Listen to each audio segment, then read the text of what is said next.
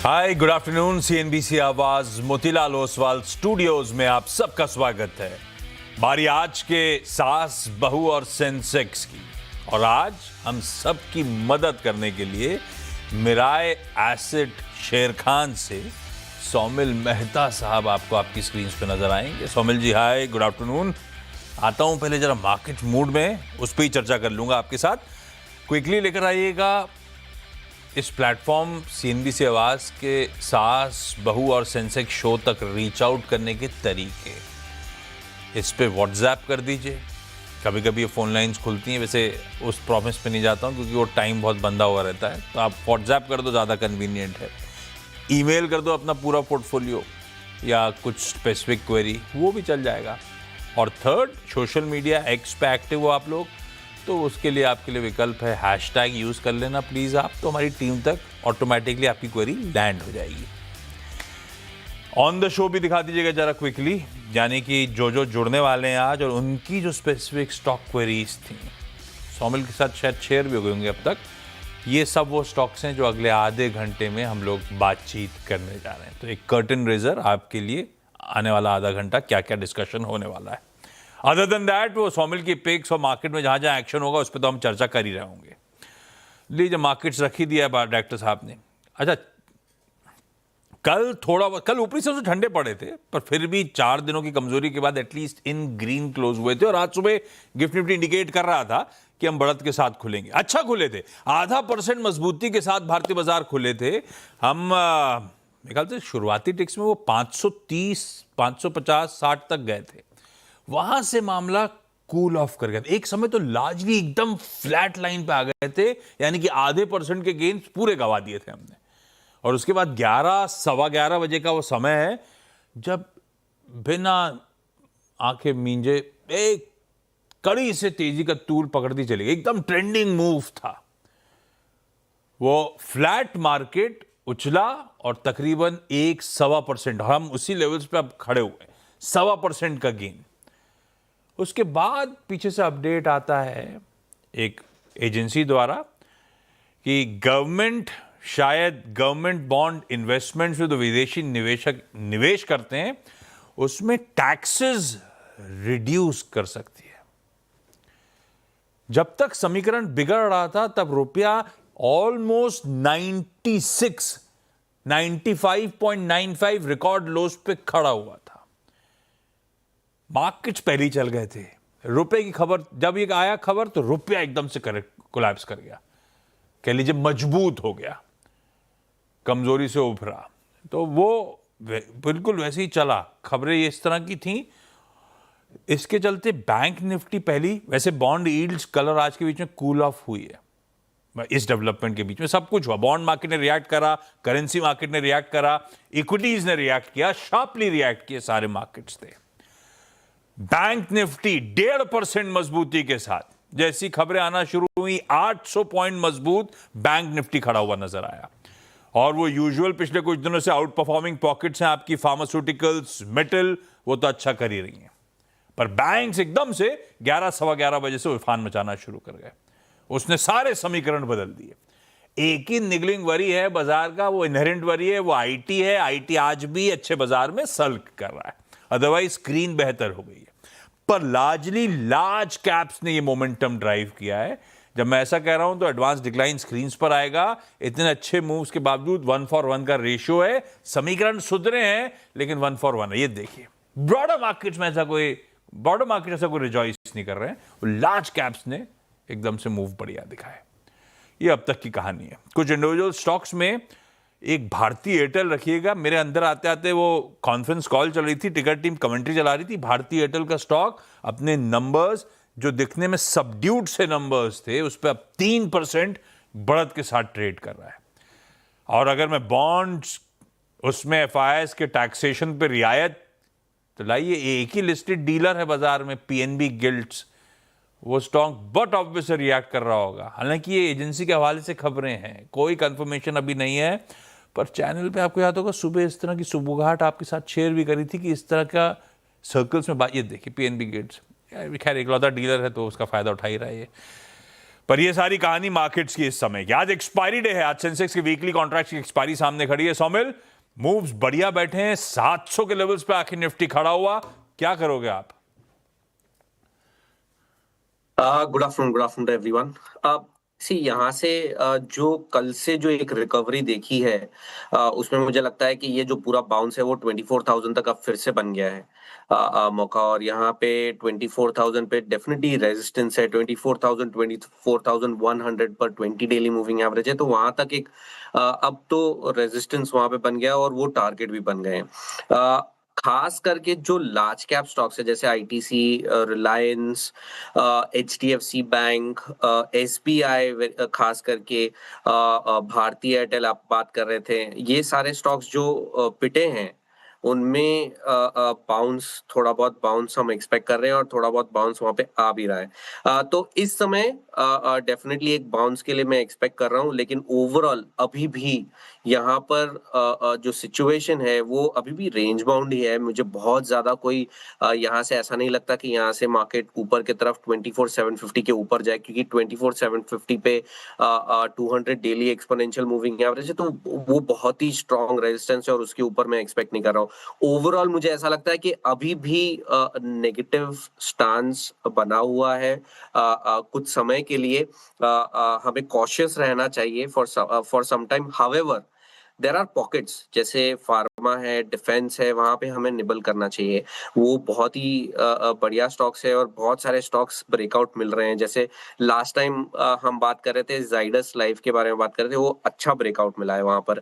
आज भी बहुत सारे ऐसे फार्मा स्टॉक्स है जो बहुत अच्छा कर रहे हैं। सो स्टॉक स्पेसिफिक और सेक्टर स्पेसिफिक हमें ज्यादा ध्यान देना है, rather than Nifty and bank Nifty index को छोड़ के हमें स्टॉक स्पेसिफिक, सेक्टर स्पेसिफिक ज्यादा ध्यान देना है।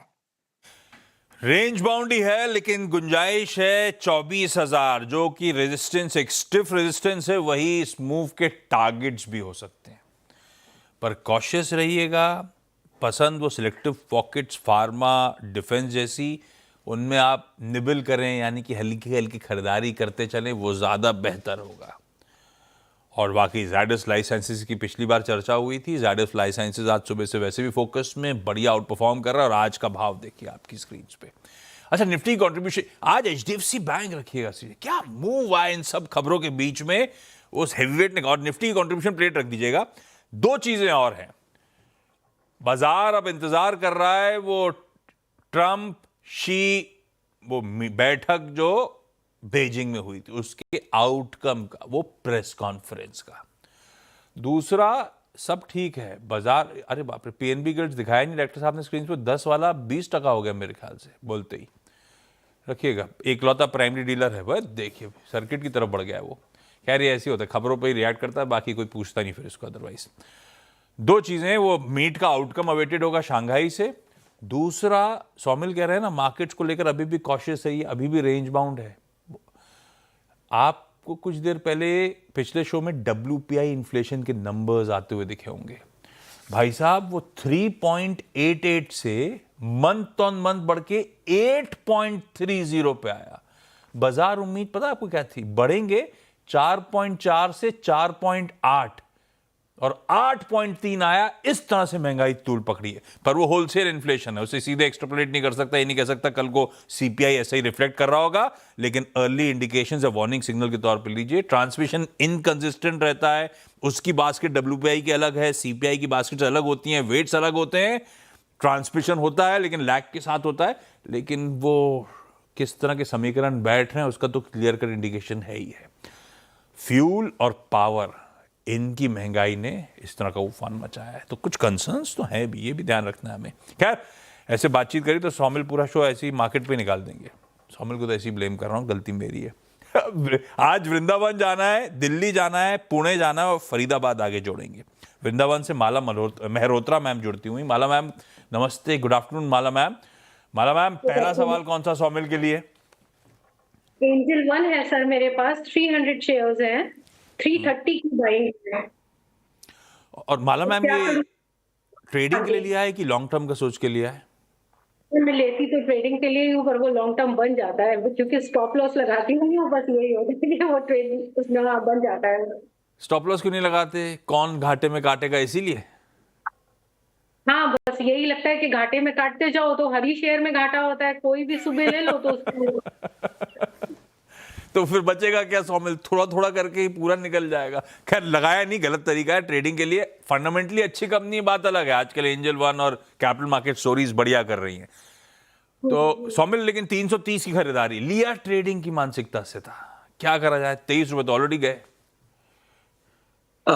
जी, it's a very good stock, बहुत अच्छा स्टॉक है। मुझे मुझे कोई डाउट नहीं है। High top high bottom on the larger degree time frame तो ट्रेंड अप है। नीचे में जो सपोर्ट है वो अराउंड 288 पर है, which is 40 daily moving average. मेरा व्यू भी शॉर्ट टर्म में, मीडियम टर्म में पॉजिटिव है, तो मुझे मुझे नहीं लगता कि ये स्टॉक 288 के नीचे जाएगा। हावेवर, ये ऊपर में इसके जो 330 पे 2 बार रेजिस्टेंस ले चुका है ये स्टॉक, और इनफैक्ट तीसरी बार ले रहा है इन लास्ट 6 मंथ्स। तो 330 पे बहुत स्टिफ रेजिस्टेंस है। वहां पे अगर मिलता है तो एक बार आप निकलिए।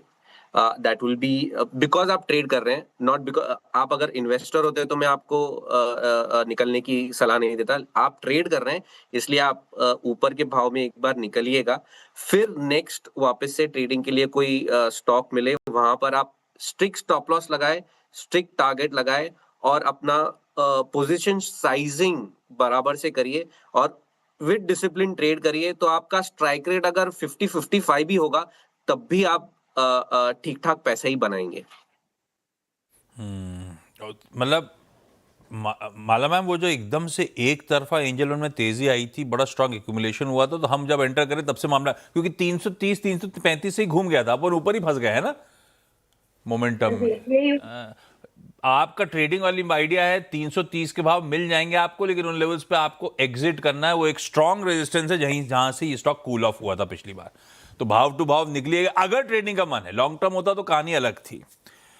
दिल्ली से रंजना मैम जुड़ती हुई। Ranjana ma'am, good afternoon. सवाल पूछे Ranjana ma'am. Good afternoon everyone. Hi, यह ma'am. मैंने एचडीएफसी बैंक का लिया था 220 शेयर, लॉन्ग टर्म के लिए लिया था। मैं जानना चाहती हूँ कि इसको होल्ड करना है या सेल करना है। कितना टाइम हो गया लॉन्ग टर्म ये लिए हुए आपको एचडीएफसी बैंक? ये 3 इयर्स 4 इयर्स हो गए। ये मैंने 110 लिया था शेयर, ये मुझे डबल होके 220 हो गया था। मैंने तो 1500 समथिंग। नहीं तो 777 एडजस्टेड भाव है ना? जी जी। हाँ सौमिल, मतलब इतने टाइम से कुछ करके नहीं दिया ले दे के। क्या करें एचडीएफसी बैंक में, ब्लूएस्ट ऑफ ब्लू चिप, वो सब ठीक है, जब तक एफआईआर लौटेंगे नहीं ये हाथी चलेगा नहीं। बैठे ना उसको लेकर या निकल जाऊं, करना क्या चाहिए? सी, एचडीएफसी बैंक डेफिनेटली रखना चाहिए, इसके अंदर कोई डाउट नहीं है। ब्लू चिप है, good stock, heavy weight portfolio stock, absolutely good, but this is not a alpha making stock. ये इससे आपको आपके पोर्टफोलियो में अल्फा नहीं बनेगा। लेकिन ये स्टॉक इसलिए अच्छा है क्योंकि आपको ये स्टॉक एक डिफेंस देता है आपके पोर्टफोलियो को, आपको एक बैलेंस देता है आपके पोर्टफोलियो को। तो इसमें इसमें डेफिनेटली रखना चाहिए। लेकिन आपको ऐसे स्टॉक ढूंढने चाहिए जो आपको एक अल्फा दे। जैसे इस समय ये फार्मा चल रहा है जिसके अंदर Zydus life, Alkem, Davis lab, ऐसे सब स्टॉक्स जो आपको इस समय चल रहे हैं, तो उसमें आप एक बार निवेश कर सकते हैं फॉर लॉन्ग टर्म। मैं छोटी अवधि के लिए नहीं बात कर रहा हूँ, मैं लॉन्ग टर्म की बात कर रहा हूँ। लेकिन एचडीएफसी बैंक में मेरा व्यू पॉजिटिव है। मुझे लगता है कि ये बहुत अच्छे भाव है, और यहाँ से एचडीएफसी फिर से ऊपर की तरफ घूम सकता है। लेकिन हाँ, यहाँ पे थोड़ा सा साइडवेज करेक्ट हो सकता है, लेकिन मेरा व्यू पॉजिटिव रहेगा। ऊपर में 900 950 के रेट्स में एक्सपेक्ट करूंगा इन एचडीएफसी बैंक। अल्फा नहीं जनरेट करेगा मतलब बेंचमार्क निफ्टी है तो निफ्टी से ज्यादा रिटर्न्स लंबी अवधि में दे दे, ये नहीं होगा। एट बेस्ट मार्केट परफॉर्मर है एचडीएफसी बैंक, इसको ऐसा समझिए। तो रख लीजिए आप एचडीएफसी बैंक लंबी अवधि के लिए। सौमिल, आज बड़े बड़े वर्ड मार रहे हैं, वो पोजीशन साइजिंग समझाइए हम लोग को। वो आपने अभी माला मैम को कहा पोजीशन साइजिंग, वो टारगेट और स्टॉप लॉस ठीक था। पोजीशन साइजिंग मतलब 100 रुपए हैं तो 10 रुपए अपने हिसाब से डालूं, एक्सपोजर उतने हिसाब से लूं, ऐसा जितना झेल सकूं। नहीं, मैं एकदम सिंपल वर्ड्स में हाँ। बता देता हूं कि अगर आपके पास लाख रुपए हैं, अगर आपके पास लाख रुपए हैं फॉर ट्रेडिंग, तो आप पहले सबसे पहली चीज तो ये है कि 30% आप साइड पे रख लीजिए for for the worst case scenario. Okay, 20% for अगर आपके स्टॉप लॉस हिट हो गए और आपके लॉसेस हो गए तो आपको वो कवर करने के लिए आप दूसरे 20% साइड पे रख दीजिए। अब आपके पास बचे 50,000 रुपीज और आप ट्रेड करिए 50,000 रुपीज के साथ। अब आप अगर ट्रेड कर रहे हैं 50,000 रुपीज के साथ तो आप सिर्फ 5 ही पोजीशन लीजिए और हर पोजीशन आपकी 10-10 हजार रुपए की होनी चाहिए, उससे ज्यादा नहीं हो सकती। और एक दिन में आप 1 या 2 ट्रेडिंग पोजीशन से ज्यादा नहीं रखेंगे। वेरी सिंपल टर्म्स में बता रहा हूं। और आपका जो स्टॉप लॉस होगा वो 2% होगा और आपका जो टारगेट होगा वो 4% होगा। तो 1:2 का आप रिस्क रिवॉर्ड रेशियो रखिए।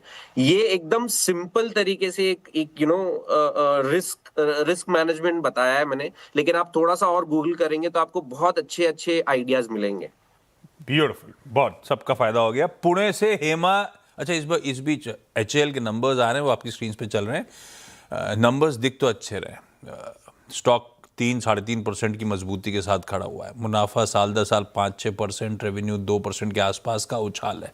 स्पाइक तगड़ा है। मेरे ख्याल से वो एक्सपेक्टेशन से कहीं ज़्यादा प्रॉफिट का नंबर दिखाता है। ये देखिए स्क्रीन पे। अब मुझे इसकी डिटेलिंग में जाना पड़ेगा, मैं अभी देखता हूँ कोई वन ऑफ तो नहीं, क्योंकि ऐसे कैसे एनालिस्ट एक्सपेक्टेशन मिस कर गई। लेकिन स्टॉक बढ़िया मूव। सौमिल, क्विकली HAL का चार्ट। HAL डेफिनेटली, जैसे अभी मैंने कहा कि अभी मुझे फार्मा और डिफेंस सबसे ज्यादा पसंद है। और HAL जो पिटा है in the last couple of years, ऊपर के तरफ से 5,000 और नीचे 3,400-500 के भाव देखें, बहुत अच्छे भाव है इस समय। मुझे लगता है कि डिफेंस यहाँ से डेफिनेटली अब बाय है फॉर इन्वेस्टर्स। शॉर्ट टर्म में ट्रेडिंग करने की कोशिश ना करें, लेकिन फॉर इन्वेस्टर्स बहुत अच्छे भाव है। For HAL, Mazagon dock, BDL, ये सारे स्टॉक मुझे बहुत अच्छे लगते हैं। हेमा मैम, सॉरी थोड़ा डिले के साथ आ रहा हूं। सवाल मैम आपका। Good afternoon. Good afternoon. मेरा क्वेश्चन था TCS को लेकर के। मेरे पास 65 शेयर्स हैं TCS के, जो कि मैंने 3200 पे लिया था। सो व्हाट डू यू से, मुझे अभी और ऐड ऑन करने चाहिए या रुक जाना चाहिए यहीं पे? जो रखे वो तो रखना चाहते हो आप, फर्दर ऐड करूं या कुछ ना करूं, रखे रहूं, हाँ ऐसा? जी, I want to keep it for long term. हाँ जी। पता नहीं, खैर एनवायरनमेंट ऐसा चेंज हो रहा है। सौमिल, क्या करते हैं TCS में? अगर मुझे लॉस हो रहा है, 1,000 रुपए का लॉस हो रहा है, क्या करूं इस पोजीशन में? ये क्वेश्चंस ना मुझे एक्चुअली IT सेक्टर में बहुत आ रहे हैं। और मुझे ऐसा लगता है कि इस समय आपको टच ही नहीं करना चाहिए, क्योंकि बहुत अच्छे अच्छे वैल्यूएशन पे है, अच्छे प्राइसेस पर है इस समय। और मुझे नहीं लगता कि TCS यहाँ पे 2200 से शायद 2000 तक जा सकता है, लेकिन यहाँ पे ऐड नहीं कर सकते आप। आप ऐड ना करें। मेरा सिंपल एक फॉर्मूला है कि मैं लूजिंग ट्रेड्स पे एवरेज नहीं करता हूँ। विनिंग ट्रेड्स पर मैं एवरेज करता हूँ, लेकिन लूजिंग ट्रेड्स पे मैं एवरेज नहीं करता हूँ। और एनीवेज जो IT का साइकिल है वो बहुत इस समय नेगेटिव चल रहा है। तो आप IT सेक्टर पे अगर आपका कुछ है तो आप रहने दीजिए, क्योंकि अभी भाव बहुत नीचे के भाव है। यहाँ से बाउंस आने के बहुत ज्यादा चांसेस हैं। तो आप ये भाव पे रहने दीजिए। लेकिन आप अगर आपको ऐड ही करना है तो कोई और सेक्टर में ऐड कीजिए। जैसे अभी मैंने बताया कि फार्मा और डिफेंस मुझे बहुत अच्छा लगता है, तो वहां पे आप लीजिए। तो आपको वहां पे एक प्रॉफिट होना शुरू होगा, तो यहाँ पर आपको थोड़ा सा पेन कम लगेगा। ओके, माला मैम, अगला सवाल। सर, मेरे पास ATGL है, 170 शेयर हैं। पहले मैंने 70 शेयर खरीदे थे सर, वो 920 रुपए की परचेज थी। धीरे धीरे करके एवरेज करके वो 776 पे आ गया है। अब 170 हो गए हैं शेयर। क्या करूं सर, बताइए इसके लिए। अदानी टोटल सौमिल 776 की बाइंग हो गई हमारी, क्या करूं? कि I'm not very positive on this stock। मुझे जरा भी अच्छा नहीं लगता है ये। However, इस समय इन द वेरी शॉर्ट टर्म में एक स्पाइक है। नीचे में आप स्टॉप लॉस रखिए अराउंड 560 पर। अब यहाँ तक आप रुके हैं तो एक स्टॉप लॉस लगाइए 560 पर और रुकिए इसमें। मुझे लगता है कि जो अभी बाउंस आ रहा है वो ऊपर में 725 तक जा सकता है। अगर उसके ऊपर टिकता है तो 800 तक जा सकता है, लेकिन उससे ज्यादा मैं इस स्टॉक में एक्सपेक्ट नहीं कर रहा हूं। तो आप अगर ऊपर के भाव में निकल सकें, that will be great. Ma'am अगला सवाल। रंजना मैम सवाल। मेरे पास IDFC फर्स्ट का 300 शेयर है, 76.91 पे मैंने लिया था। क्या करूं, इसका होल्ड करूं या सेल कर दूं? 77 की बाइंग पकड़ लेता हूं सौमिल, 68 पे आ गया, क्या करूं? नहीं, आई वुड होल्ड। पॉजिटिव हूं मैं for a long term investor. मेरे को ऐसा लगता है कि जो अभी एक भाव बना है 57 के आसपास का जो लो बना है, उसके नीचे ये स्टॉक नहीं जाना चाहिए। So I am positive on this stock. Long term के लिए आप होल्ड कर सकते हैं। ऊपर में मेरे टारगेट्स डेफिनेटली नए हाईज है, लेकिन उसके लिए लॉन्ग टर्म के लिए आपको पेशेंसली रुके रहना पड़ेगा। हेमा मैम, TCS के बाद अगला कौन सा? नायका। मेरे पास नायका के 213 शेयर्स हैं और अभी नायका मुझे अच्छा रिटर्न दे रहा है, तो is it the right time to exit या फिर मैं होल्ड करूं कुछ टाइम के लिए? सौमिल।